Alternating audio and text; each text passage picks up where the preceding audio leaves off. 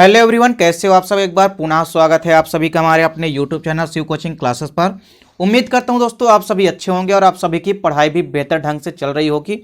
आज की इस वीडियो में हम देखेंगे दोस्तों class 12th biology NCERT chapter 15 में। दोस्तों आज का जो हमारा वीडियो है इसमें हम 5 इंपॉर्टेंट प्रश्न देखेंगे दोस्तों, जिसमें सबसे पहला क्वेश्चन है दोस्तों वनों का महत्व या वन क्या होते हैं, वनों का महत्व। इसके बाद दोस्तों दूसरा क्वेश्चन है कि वन्य प्राणियों के नष्ट होने के क्या क्या कारण हैं। तीसरा क्वेश्चन दोस्तों हम बताएंगे आपको कि वन्य प्राणियों के संरक्षण की आवश्यकता क्यों है, तथा साथ ही साथ दोस्तों अगला क्वेश्चन है कि भारत के वनों की क्या क्या विशेषताएं होती है। वहीं दोस्तों राष्ट्रीय उद्यान और अभयारण्य में क्या डिफरेंस है वो भी हम आज की इस वीडियो में देखेंगे। तो आइए सीधे वीडियो को स्टार्ट करते हैं। देखिए दोस्तों, यदि हम बात करते हैं वनों की या फॉरेस्ट की, तो देखिए दोस्तों वन क्या होते हैं।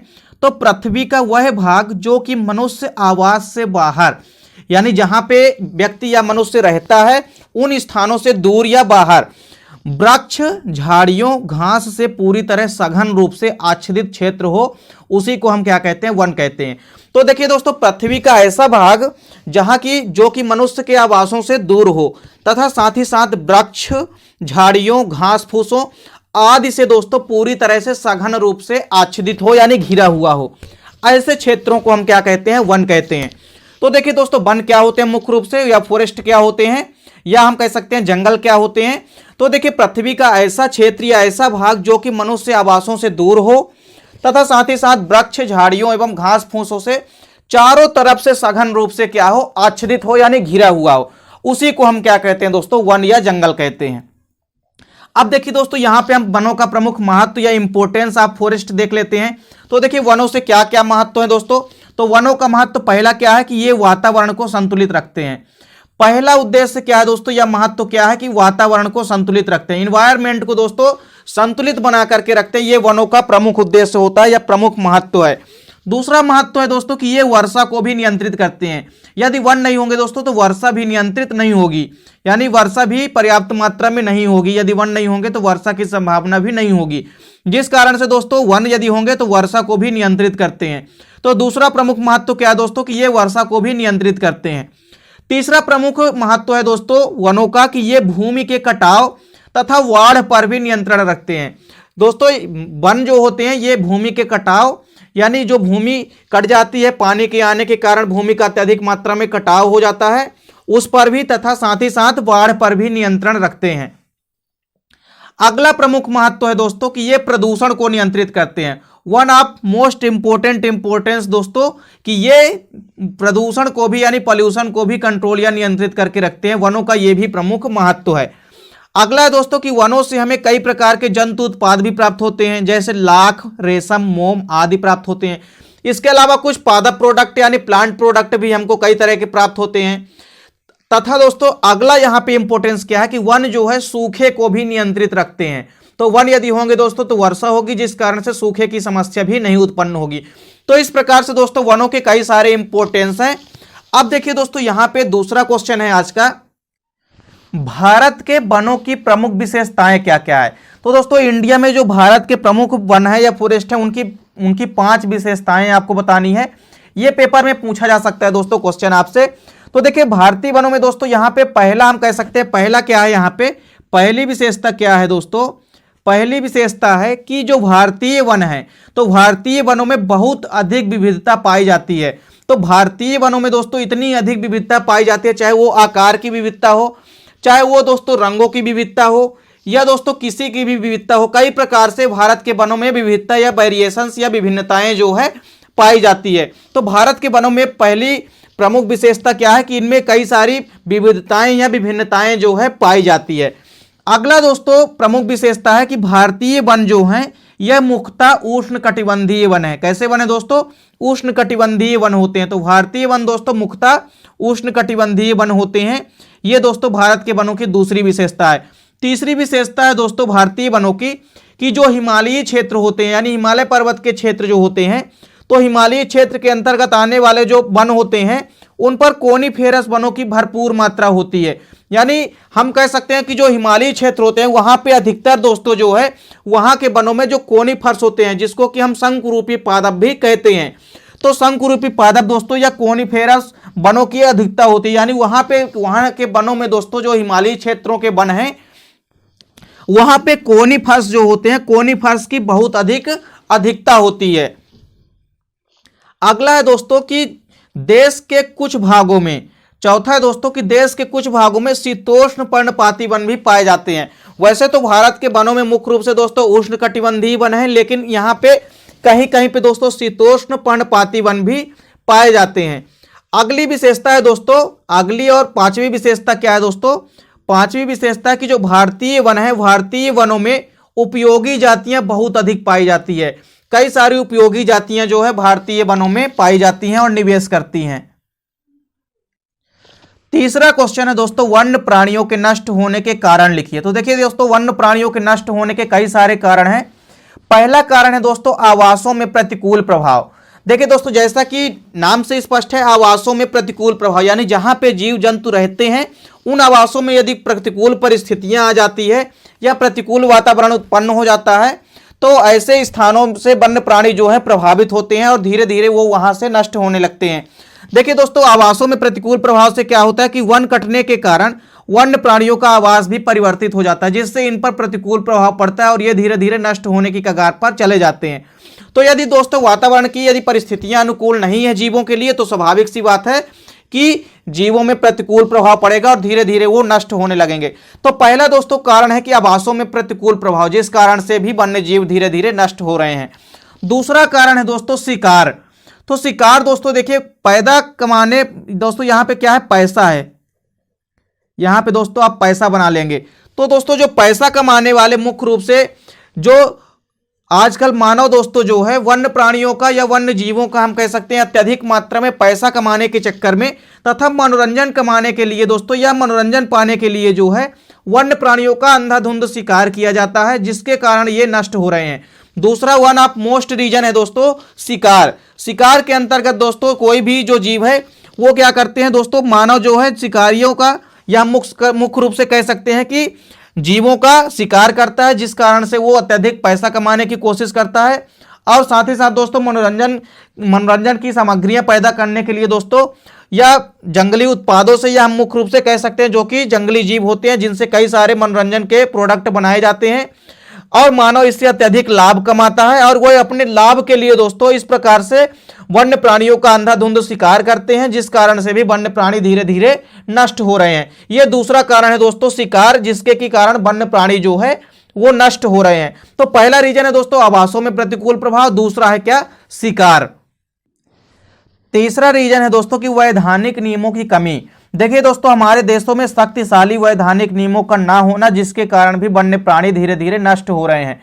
तो वैधानिक नियमों की यदि सही तरीके से संवैधानिक नियम दोस्तों वैधानिक नियम नहीं है, जिस कारण से भी वन्य प्राणी धीरे धीरे नष्ट हो रहे हैं, इसलिए इनके लिए उचित हो जाता है दोस्तों, या हम कह सकते हैं आवश्यक हो जाता है कि वैधानिक नियमों का पालन किया जाए या कई सारे इसके खिलाफ वैधानिक नियम जो है अपनाए जाएं, जिसके कारण कि हम लुप्त हो रहे वन्य जीवों को बचा सकें या वन्य प्राणियों को हम संरक्षण प्रदान कर सकें। अगला रीजन है दोस्तों प्राकृतिक विपदाएं। तो देखिए, प्राकृतिक संपदा के अनियंत्रित दोहन से आई विपदाओं के कारण भी वन्य प्राणियों की संख्या में कमी आई है। तो देखिए दोस्तों, जो प्राकृतिक विपदाएं हैं यदि ये अचानक आ जाती हैं, जिसके कारण प्राकृतिक संपदा भी क्या हो जाती है, अनियंत्रित दोहन होने लगता है जिसका, और उसके कारण जो विपदाएं उत्पन्न हो जाती है उसके कारण भी वन्य प्राणियों को या हम कह सकते हैं वन्य प्राणियों की संख्या में धीरे धीरे कमी आने लगती है। अगला रीजन है दोस्तों, अगला रीजन है प्रदूषण या पॉल्यूशन। तो देखिए दोस्तों, वन्य प्राणियों के आवासों में प्रदूषण के कारण भी वन्य जीव धीरे धीरे नष्ट होने लगते हैं। तो यदि दोस्तों वातावरण में यदि प्रतिकूल प्रभाव या प्रतिकूल प्रदूषण यदि दोस्तों फैलता है, तो प्रदूषण के फैलने के कारण भी धीरे धीरे कई सारे वन्य जीव धीरे धीरे नष्ट हो जाते हैं। तो इस प्रकार से दोस्तों 5 रीजन है यहाँ पे वन्य प्राणियों के नष्ट होने के कारण। पहला है आवासों में प्रतिकूल प्रभाव, जिसके कारण वन्य प्राणी नष्ट हो रहे हैं। दूसरा था शिकार। तीसरा रीजन है दोस्तों वैधानिक नियमों में कमी। चौथा है प्राकृतिक विपदाएं और इसके अलावा 5वां रीजन था प्रदूषण। इनके कारण वन्य जीव धीरे धीरे नष्ट हो रहे हैं। तो ये वन्य प्राणियों के नष्ट होने के कारण है। दोस्तों यहाँ पे कोई भी क्वेश्चन आपसे पेपर में पूछ सकता है। अगला क्वेश्चन है दोस्तों वन्य प्राणियों के संरक्षण की आवश्यकता।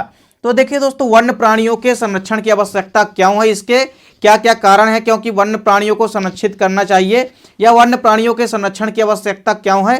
तो देखिए दोस्तों, बेसिकली यदि हम बात करें तो कोई भी वन्य प्राणी जो है वह हमारे लिए अत्यंत महत्वपूर्ण या उपयोगी होते हैं, क्योंकि इनसे हमें ना केवल तरह तरह के प्रोडक्ट प्राप्त होते हैं, या चाहे वो जंतु प्रोडक्ट हो चाहे वो प्लांट प्रोडक्ट हो, इसके अलावा भी दोस्तों जो वन्य प्राणी होते हैं ये प्राकृतिक संतुलन को भी बनाए रखते हैं, जिस कारण से इनकी इंपोर्टेंस जो है ज्यादा हो जाती है। तो वन्य प्राणियों के संरक्षण की आवश्यकता दोस्तों इसीलिए है क्योंकि ये हमारे लिए काफी इंपॉर्टेंट होते हैं, कारगर होते हैं, यानी महत्वपूर्ण होते हैं। देखिए, पहला रीजन है दोस्तों प्राकृतिक संतुलन। तो दोस्तों, वन्य प्राणी जो होते हैं ये पारिस्थितिक तंत्र में प्राकृतिक संतुलन को भी बनाए रखते हैं। देखिए दोस्तों, यदि वन्य प्राणी नहीं रहेंगे तो वह, जैसा कि हमने पहले ही आपको बताया कि जो प्राकृतिक संतुलन है यानी प्रकृति का जो संतुलन है ये बिगड़ जाएगा। तो वन्य प्राणियों का होना दोस्तों काफी इंपॉर्टेंस है, क्योंकि ये यदि नहीं होंगे तो प्राकृतिक संतुलन में कमी आ जाएगी और प्राकृतिक संतुलन जो है बिगड़ जाएगा। तो दोस्तों, पहला रीजन है इनके संरक्षण की आवश्यकता क्यों होनी चाहिए, क्योंकि इनसे हमके प्राकृतिक संतुलन जो है बना रहता है। तो वन्य प्राणियों से दोस्तों पहला रीजन तो यही है कि प्राकृतिक संतुलन जो है वो बना रहता है। दूसरा दोस्तों, संरक्षण की आवश्यकता क्यों है, क्योंकि आर्थिक इंपोर्टेंस यानी इकोनॉमिकल इंपोर्टेंस भी दोस्तों हमको वन्य प्राणियों से कई सारे होते हैं। जैसे आर्थिक महत्व की चीजें जो है, देखिए दोस्तों, वन्य प्राणियों से हमें कई प्रकार के आर्थिक महत्व के उत्पाद, जैसे वन्य प्राणियों के जो दांत होते हैं दोस्तों, टीथ होते हैं, इसके अलावा जो इनकी स्किन होती है, स्किन से भी कई सारे प्रोडक्ट बनाए जाते हैं। स्किन से दोस्तों इनके कई सारे चमड़ा प्रोडक्ट बनाया जाता है और कई सारे प्रोडक्ट जो है बनाए जाते हैं। इसके अलावा सींग दोस्तों, यहाँ पे क्या है, सींग है, यहाँ पे झींग हो गया दोस्तों, तो आपको सींग बना लेना है यहाँ पे। तो सींग जो है दोस्तों, तो वन्य प्राणियों के जो सींग है ये भी काफी इंपोर्टेंस के होते हैं। तो वन्य प्राणियों के जो सींग है दोस्तों ये भी इंपोर्टेंस महत्व की चीजें हैं, तथा साथ ही साथ दोस्तों और कई सारी अनेक ऐसे प्रोडक्ट हैं जो कि बनाए जाते हैं। तो मुख्य रूप से दोस्तों इनसे जो है आर्थिक महत्व भी प्राप्त होता है, यानी दोस्तों इनसे हम आर्थिक महत्व की चीजें जो है प्राप्त करते हैं, जिससे हमें पैसे की भी प्राप्ति होती है। तो दोस्तों, वन्य प्राणियों के संरक्षण की आवश्यकता क्या हो, क्योंकि इससे हमें आर्थिक महत्व की चीजें भी प्राप्त होती है। तीसरा दोस्तों रीजन है कि वैधानिक शोध कार्य। देखिए दोस्तों, कई सारे शोध कार्यों में यह वन्य प्राणियों का जो उपयोग है ये विभिन्न शोध कार्यों में भी किया जाता है। तो दोस्तों, यदि वन्य प्राणी नहीं रहेंगे तो आगे चल के कई सारे शोध कार्यों में भी अभाव होगा और शोध कार्यों में भी अच्छे से शोध कार्य नहीं हो पाएगा, यानी शोध कार्यों में भी परेशानी उत्पन्न होने लगेगी। इसके अलावा देखिए दोस्तों, अगला क्या है रीजन, मनोरंजन। देखिए, वन्य प्राणियों को उनके प्राकृतिक आवासों में देखने से आनंद की भी प्राप्ति होती है। कई सारे इसके लिए दोस्तों जूलॉजिकल पार्क से लेकर के म्यूजियम या चिड़ियाघर कई सारे बनाए जाते हैं, जहां पे दोस्तों मुख्य रूप से हम वन्य प्राणियों को देख सकते हैं। तो दोस्तों यहाँ पे मुख्य रूप से जैसे जूलॉजिकल पार्क बनाए जाते हैं जहां पे हम जीवित जीवधारियों को देख सकते हैं और इससे हम आनंद की भी प्राप्ति करते हैं। तो दोस्तों, वन्य प्राणियों के संरक्षण का यह भी एक इंपॉर्टेंस है कि इससे हमें मनोरंजन की भी प्राप्ति होती है। अगला रीजन है दोस्तों कि धार्मिक एवं सांस्कृतिक मूल्य। तो दोस्तों, जैसा कि वन्य प्राणियों के साथ हमारी धार्मिक भावनाएं जुड़ी होती है, जिस कारण से भी हमको वन्य प्राणियों का संरक्षण जो है इनकी आवश्यकता जो है आवश्यक हो जाती है। तो मुख्य रूप से दोस्तों वन्य प्राणियों के संरक्षण की आवश्यकता जो है कई कारणों से होती है। पहला था दोस्तों प्राकृतिक संतुलन, दूसरा है आर्थिक महत्व की चीजें प्राप्त होती है, जिस कारण से भी वन्य प्राणियों के संरक्षण की आवश्यकता जो है आवश्यक हो जाती है। साथ ही साथ वैधानिक शोध कार्य, मनोरंजन और धार्मिक एवं सांस्कृतिक मूल्य। मुख्य रूप से दोस्तों ये पांच यहाँ पे मुख्य रूप से 5 रीजन है जिसके कारण से वन्य प्राणियों के संरक्षण की आवश्यकता जरूरी है, जिस कारण से वन्य प्राणियों का संरक्षण जो है किया जाना चाहिए। इस कारण से दोस्तों वन्य प्राणियों का संरक्षण भी किया जा रहा है। अगला क्वेश्चन है दोस्तों, आखिर क्वेश्चन है दोस्तों, यानी लास्ट क्वेश्चन है दोस्तों कि राष्ट्रीय उद्यान और अभयारण्य में डिफरेंस, यानी differences between national park and sanctuaries. देखिए दोस्तों, राष्ट्रीय उद्यान और अभयारण्यों के बीच थोड़ा सा ही अंतर है। देखिए, जो राष्ट्रीय उद्यान होते हैं दोस्तों, यानी नेशनल पार्क और अभयारण्य जो है, सामान्यतया दोस्तों यह एक दूसरे के समानार्थी माने जाते हैं और वास्तव में दोस्तों दोनों का जो उद्देश्य होता है वो भी वन्य जीवों का संरक्षण है। दोनों का दोस्तों उद्देश्य एक ही होता है कि वन्य जीवों का संरक्षण करना, और परंतु तकनीकी रूप से दोस्तों यहाँ पे कुछ थोड़ा बहुत अंतर होता है दोनों में। जैसे दोस्तों जो नेशनल पार्क होते हैं या राष्ट्रीय उद्यान होते हैं, वहां पे जो मानव गतिविधियां होती है दोस्तों वो पूर्णतः प्रतिबंधित होती है। यानी राष्ट्रीय उद्यानों में जो मानव की गतिविधियां होती है, मानव के क्रियाकलाप जो होते हैं वो पूर्णतः प्रतिबंधित होते हैं। और इसके अलावा दोस्तों जो राष्ट्रीय उद्यान होते हैं, यहाँ पे जो आबादी होती है उसको भी अन्यत्र जो है स्थानांतरित कर दिया जाता है। यानी राष्ट्रीय उद्यानों में आबादी भी नहीं रहती है, उसको भी दूसरी जगह स्थानांतरित कर दिया जाता है। साथ ही साथ दोस्तों पशुओं की चराई भी बिल्कुल, या हम कह सकते हैं पूरी तरह से वर्जित होती है। राष्ट्रीय उद्यानों में दोस्तों पशुओं की चराई भी क्या होती है, वर्जित होती है। वहीं यदि हम बात करें दोस्तों अभयारण्यों की, तो देखिए अभयारण्य ऐसे क्षेत्र होते हैं जहां पे कि मानव गतिविधियां या मानव आबादी जो है हो सकती है। वहीं साथ ही साथ जो है मानव की गतिविधियां भी पूर्णतः प्रतिबंधित नहीं होती है। जैसा कि राष्ट्रीय उद्यान में हमने देखा कि राष्ट्रीय उद्यानों में जो मानव की गतिविधियां होती है, गतिविधियां वो पूर्णतः प्रतिबंधित होती है और पशुओं की चराई भी वर्जित होती है, तथा साथ ही साथ मानव की जो आबादी होती है वो भी अन्यत्र स्थानांतरित कर दी जाती है। लेकिन अभयारण्य में दोस्तों थोड़ा बहुत छूट होती है कि यहाँ पे मानव आबादी जो है वो हो सकती है, तथा साथ ही साथ मानव गतिविधियां भी पूर्णतः प्रतिबंधित नहीं होती है। तो इस प्रकार से दोस्तों यहाँ पे आज की इस वीडियो में हमने 5 इंपॉर्टेंट क्वेश्चन देखे, जो कि दोस्तों आपके पेपर के पॉइंट ऑफ व्यू से काफी इंपॉर्टेंट है। तो उम्मीद करता हूं दोस्तों वीडियो पसंद आई होगी। दोस्तों वीडियो अच्छी लगे तो लाइक और कमेंट कीजिएगा, साथ ही साथ दोस्तों के बीच शेयर कीजिएगा। मिलते हैं दोस्तों नेक्स्ट वीडियो में, तब तक के लिए जय हिंद, वंदे मातरम।